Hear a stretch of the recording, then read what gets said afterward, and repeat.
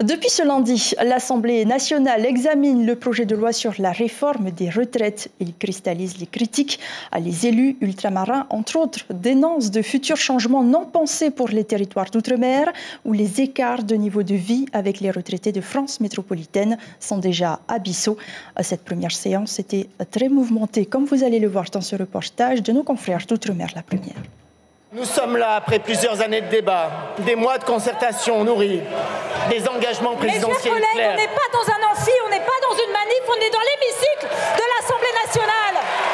Le ton est donné, à peine commencé la première séance d'examen du texte en séance publique que l'hémicycle est déjà en ébullition dès la prise de parole du ministre du Travail.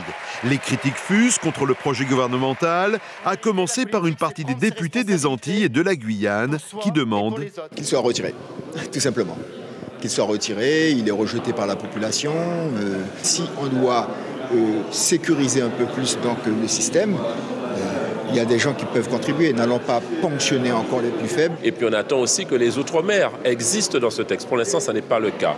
On s'est battu pour que les petites retraites des commerçants, des artisans, des professions libérales soient mises au même niveau que celles des agriculteurs à taux plein. Les députés ont jusqu'au 17 février pour examiner un à un plus de 20 000 amendements déposés, et ce afin de modifier ce projet de loi sur la réforme des retraites. En cas de blocage parlementaire, le gouvernement menace de dégainer l'article 47.1, voire le fameux 49.3.